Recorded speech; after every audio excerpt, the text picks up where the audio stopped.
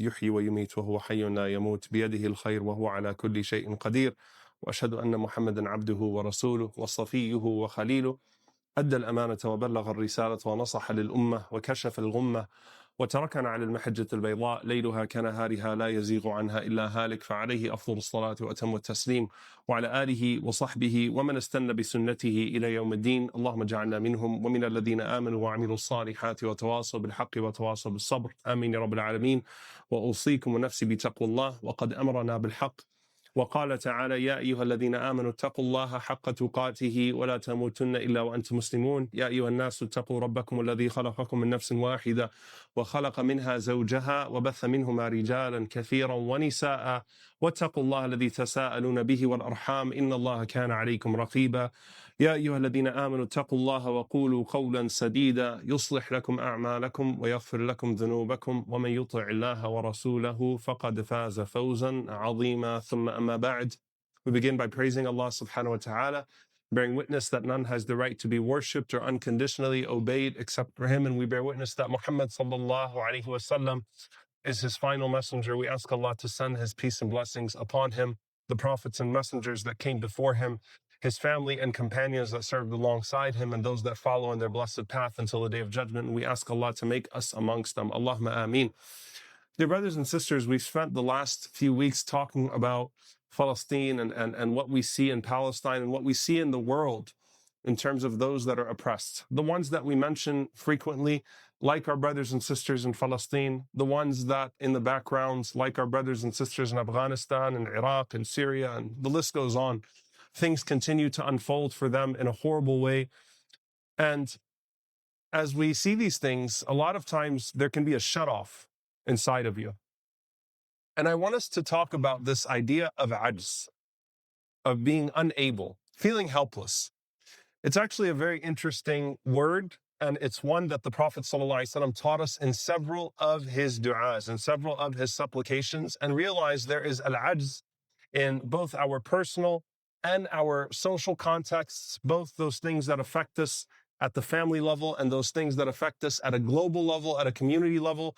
Al-ajz is if you're seeing someone that you love in a lot of pain and you can't do anything to help them. Some of us have been in that situation, right? You see someone, a child, a parent, a spouse, a friend, someone that you love, and you wish you could do something, but you can't do anything. And so you feel a sense of inability. You feel a sense of helplessness. Al-ajz could indeed be that you see the injustice of the world and you say, Subhanallah, Allahumma ighfir lana ajzana, Allahumma ighfir lana ajzana. Oh Allah, forgive us for our inability. When we see our brothers and sisters in Palestine, when we see people that are oppressed at this level, and this becomes a repeated thing where it's video after video. The trauma of seeing police brutality in the United States, if you are a black parent in this country and you have to worry about that being your child. The trauma of seeing people back home, if you have migrated to this country and you realize that you are in a place of goodness and welfare and they're in a place of hardship. All of these things shut us off, and they could make us feel a great sense of ajz, of inability. And there's this dua that we say morning and evening. It is not a new dua for people to learn. I think for the most part, you have all heard this dua. But I want to elaborate on these few concepts, inshallah ta'ala, as they relate to us at a deeply personal level. Because if we are in a place where we're asking Allah subhanahu wa ta'ala to help us overcome certain things that hold us back, and if we are able to gain certain qualities, then that will make us more productive in all of our affairs. And this is a hadith. The dua is authentic across the board. The incident behind it is disputed. However, the dua is undisputed in terms of how authentic it is. Abu Sa'id al-Khudri radiyallahu ta'ala anhu says that once the Prophet sallallahu alaihi wasallam entered the masjid and he saw a man from the Ansar named Abu Umama. So he said to Abu Umama, Ya Aba Umama, ma li araka jalisan fil masjidi fi ghayri waqti as-salah. Oh Abu Umama, why is it that I see you sitting in this masjid at a time that is outside of the prayer time?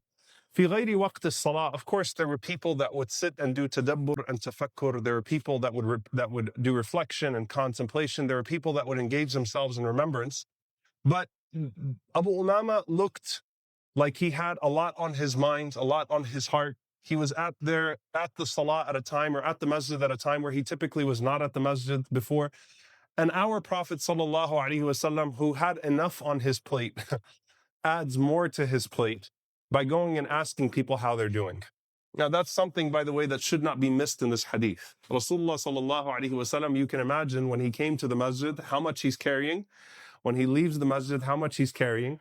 And sometimes you don't ask someone how they're doing because you know you're going to get into a long conversation. You know that this is going to prolong itself. I might regret getting involved because I don't have time to deal with this right now. But our Messenger sallallahu alaihi wasallam would ask people about them. He would ask about people that were missing, and he would ask people that were there, but they seemed to be in a different place, that were physically present, but emotionally, mentally, looked like they were somewhere else. So why is it, oh Abu Umama, I see you in this situation? So he said to the Prophet sallallahu alaihi wasallam, قال هموم لزمتني وديون يا رسول الله. He said, Ya Rasulullah, I'm just overcome with a lot of anxiety, and I'm buried in debt too. So I have a lot going on in my life right now. I'm grieving. I have a lot of anxiety. And at the same time, I'm buried in this debt. قال صلى الله عليه وسلم أفلا أعلمك كلاما إذا أنت قلته أذهب الله عز وجل همك وقضى عنك دينك. The Prophet ﷺ said, let me teach you some words that if you say them on a daily basis in the morning and the evening, Allah subhanahu wa ta'ala will do away with your anxiety, and Allah subhanahu wa ta'ala will do away with your debts. قال قلت بلى يا رسول الله. He said, I said to the Messenger of Allah, yes, O Messenger of Allah. قال إذا أصبحت وإذا أمسيت اللهم إني أعوذ بك من الهم والحزن وأعوذ بك من العجز والكسل وأعوذ بك من الجبن والبخل وأعوذ بك من غلبة الدين وقهر الرجال. So this is a dua, of course, that we say often and has different variations of it. But the Prophet ﷺ said to say, Allahumma inni a'udhu bika min al-hammi wal-hazan. Oh Allah, I seek refuge in you from anxiety and grief. Wa a'udhu bika min al-ajzi wal-kasal. And I seek refuge in you from inability and from laziness. Wa a'udhu bika min al-jubni wal-bukhl. And I seek refuge in you from stinginess and cowardice. Wa a'udhu bika min ghalabati ad-dayni wa qahr al-rijal. And I seek refuge in you from the burden of debt and from being subjugated to man, from being at the mercy of someone else other than you, O Allah. Now, Abu Umama continues, قال ففعلت ذلك فأذهب الله عز وجل همي وقضى عني ديني. He said, I did what the Prophet ﷺ told me, so Allah indeed removed my anxiety, and Allah subhanahu wa ta'ala did away with my debts. But I want to talk about this, inshaAllah ta'ala, particularly from the first two sentences. The difference between these words and what the Prophet ﷺ is actually giving to us. Allahumma inni a'udhu bika min al-hammi wal-hazan. Oh Allah, I seek refuge in you from al-ham, which is anxiety, and al-hazan, which is grief. Al-ham, the scholars say, refers to anxiety over the future. I'm worried about what's going to come next. I'm worried about tomorrow. I'm uncertain about this situation. I don't know how this is going to unfold, and that's causing me a great sense of paralysis, al-ham. And the Prophet ﷺ mentioned, Man asbaha wa dunya akbar hamma, whoever wakes up and has dunya, has the world, the life of this world, as their greatest ham, their greatest concern, that which causes them great anxiety. جعل الله فقره بين عينيه. He has poverty between his two eyes. All he sees is poverty at all times. And so the hem here is not a positive hem. It's not worried about something that is good, but it's rather the anxiety that comes with being uncertain about the future. Al-ham. Al-hazan is grief, and it refers to the past. It refers to a great sense of loss. I can't get out of the pain that I am feeling in the past. And so basically, subhanAllah, you're asking Allah subhanahu wa ta'ala to remove the concern of the future and the burden of the past so that you can be more productive in the present. Because at the end of the day, both of these things paralyze you. They both stop you from being able to move forward. And sometimes we might think that we should feel a sense of guilt for moving on from something.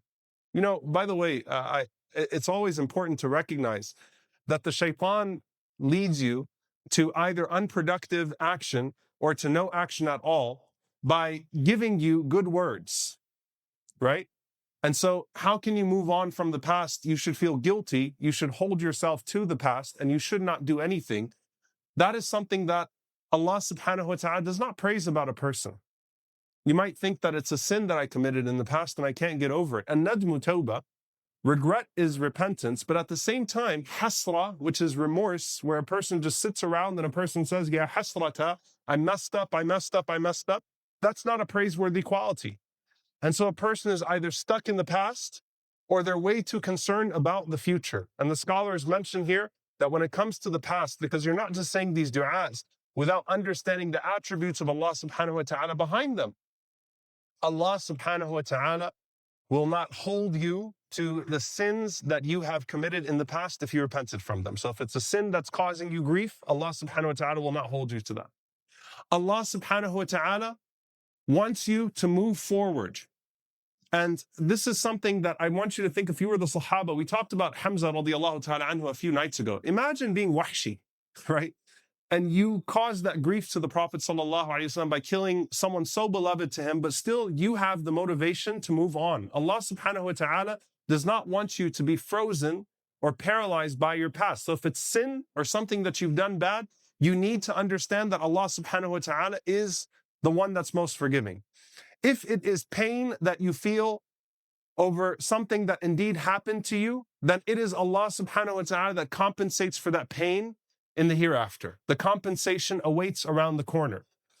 If it is regret that you did not do something differently, sometimes we think, I could have done this differently and this wouldn't have happened. So we beat ourselves up over, not having done enough for someone or not having intervened at a certain point or not having done this or not having done that. Then know that Allah subhanahu wa ta'ala had a plan for that person as Allah subhanahu wa ta'ala has a plan for you. The point is that you're not supposed to be frozen by your past, paralyzed by your past, but instead use it, grow out of it, and think about that which comes afterwards, bi'idhnillahi ta'ala. And remember that when it comes to the future, as a person is so afraid, anxious, uncertain about that which comes next, that Allah subhanahu wa ta'ala indeed is upon all things in control. That everything is going to unfold in the way that is going to unfold, whether you concern yourself with it or not. But by acting in a way that is praiseworthy, bi'idhnillahi ta'ala, the future will hold a positive fate for you. So al-ham wal-hazan, and this is also when the angels come to us when we are dying, أَلَّا تَخَافُوا وَلَا تَحْزَنُوا. Do not be afraid, أَلَّا تَخَافُوا, about the future. When a person is leaving this world, the angels say, أَلَّا تَخَافُوا, don't worry about that which comes next, وَلَا تَحْزَنُوا, and don't grieve over that which you are leaving behind. What's going to happen with their kids? What's going to happen with their spouse? What's going to happen with this person and that person? What's going to happen with all of this? لَا تَحْزَنُوا.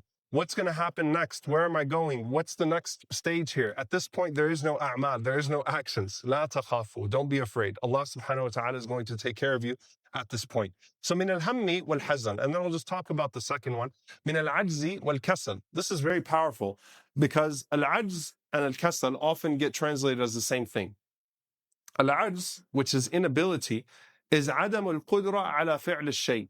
It is when you don't have the ability to do something. So things are truly out of your control. You're in a situation where you are helpless and you can't do anything about it. And you're asking Allah subhanahu wa ta'ala, oh Allah, protect me from that.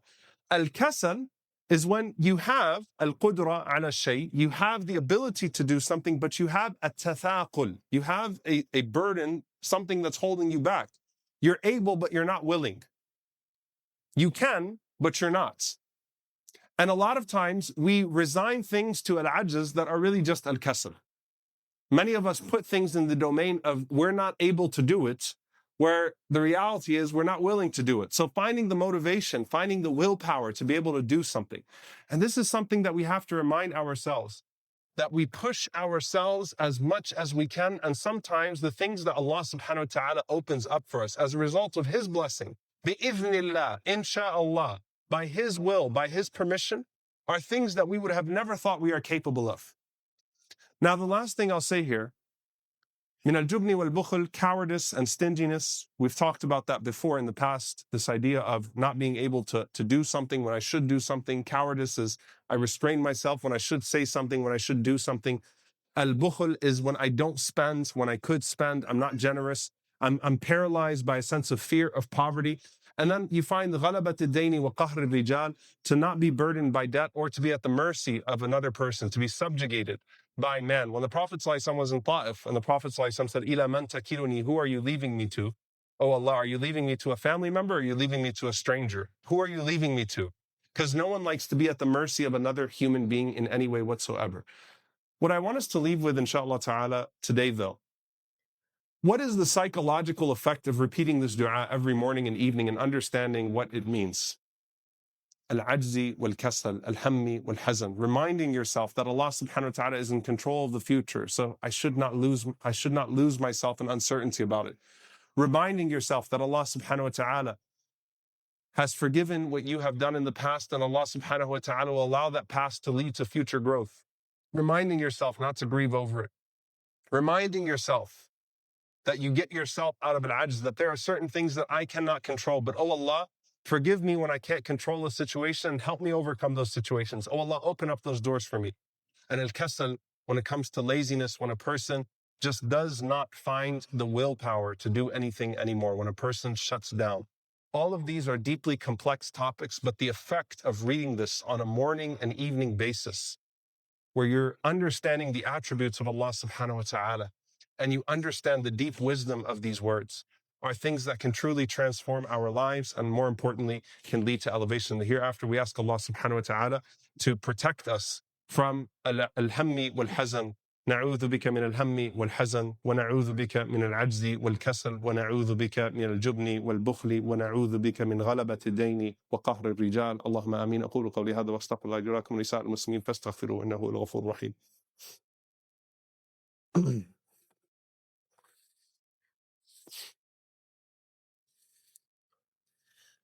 الحمد لله والصلاة والسلام على رسول الله وعلى آله وصحبه ومن والاه. اللهم اغفر للمؤمنين والمؤمنات والمسلمين والمسلمات الأحياء منهم والأموات إنك سميع قريب مجيب الدعوات. اللهم اغفر لنا وارحمنا واعف عنا ولا تعذبنا. ربنا ظلمنا أنفسنا وإن لم تغفر لنا وترحمنا لنكونن من الخاسرين. اللهم إنك عفو كريم تحب العفو فاعف عنا.